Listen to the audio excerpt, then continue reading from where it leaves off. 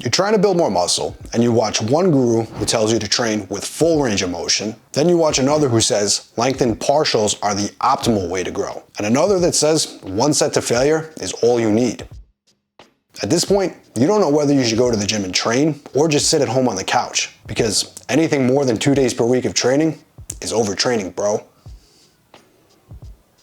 Like always, today, we're not going to cover fancy topics just for clicks and views. Today, I'm going to break down 5 things that you should be focused on every time you're in the gym, every day in your normal routine, and every effective training program or method should utilize all of these 5 things if you're truly looking to maximize your progress in the gym. 1. In no particular order, simple, basic, progressive overload. If you watch my channel already, you're probably thinking at this point, I've beaten this topic to death. But with the current state of the fitness industry, trust me, it's worth repeating. Progressive overload, simply put, means creating a greater stimulus than your body's used to. There are 2 primary ways to accomplish this. The first one, through increased weight on the bar. If you're currently bench pressing 185 pounds for 10 reps and you think to yourself, I have a weak chest, then you start scrolling through your social media feed, and after watching a so-called expert, you now think the solution to your weak chest is performing 52 sets per week. Upper chest flies, pause Smith machine presses, lengthened partials, and training the pecs 4 times per week. Stop.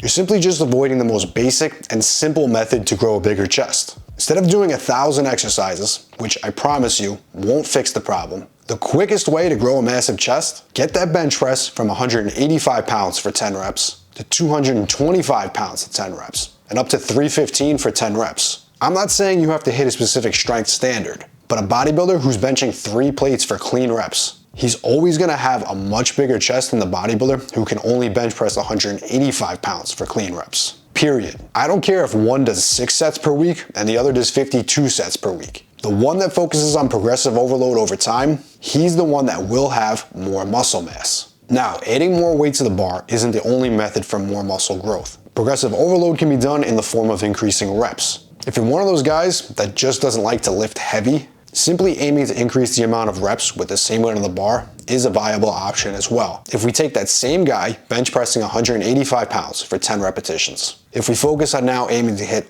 11 reps, 12 reps, 15 plus reps over time, that's going to result in more muscle mass in a similar manner to adding more weight on the bar. In a solid training program, it should incorporate both of these methods. Let's move on to method number 2. Now that we've covered progressive overload through weight and rep progression, there's actually one method that doesn't require you to do more than you've done previously. It's simply to do what we've already been doing, but do it better.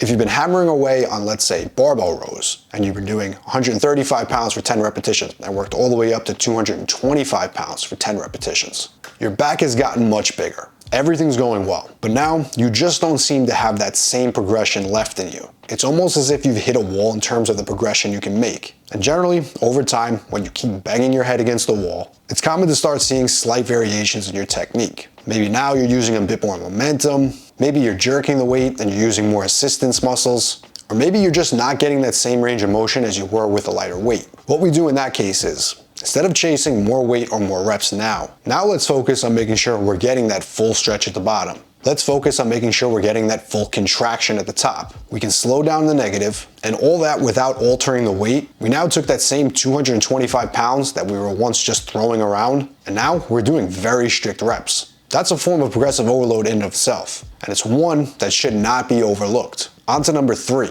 increased training volume. Despite what you've been told, adding more sets can build more muscle.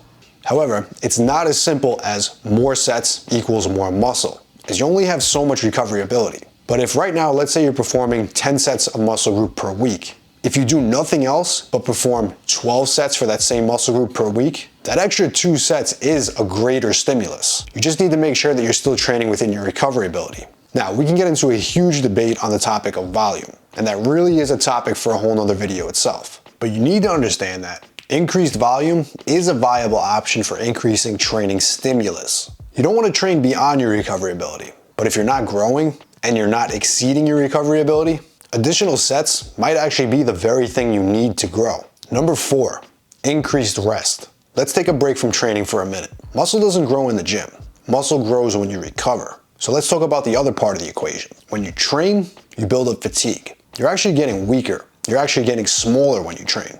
You only get bigger when you rest. Now, if you tried doing everything I mentioned so far, and you still just aren't growing, it might be time to focus on your recovery. For most people, I always suggest 1 to 2 rest days per week minimum. For 90% of the guys I work with, this always proves true time and time again. But of course, some of us have higher stress lifestyles. Some of us don't have the best recovery abilities. Some of this due to lifestyle factors, genetics, and other reasons. And some of us just plain have excuses. If that's you, stick to the tried and true 3 to 5 days per week of training. But if you do have major recovery issues, one method that I found over the years to work very well over and over again is simply adding 1 rest day between every single training session. That gives you the exact same training to rest ratio. 1 day of training, rest, another day of training, rest, repeat.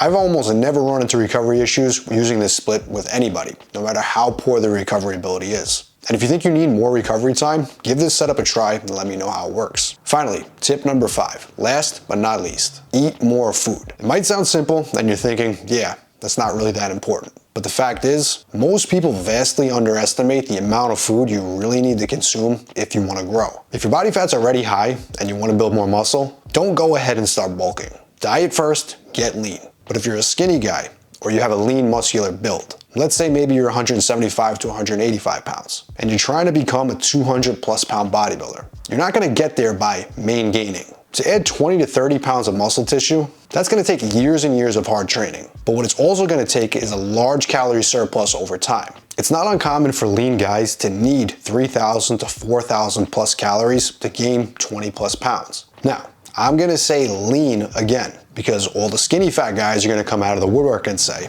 yeah, that's not good advice, bro.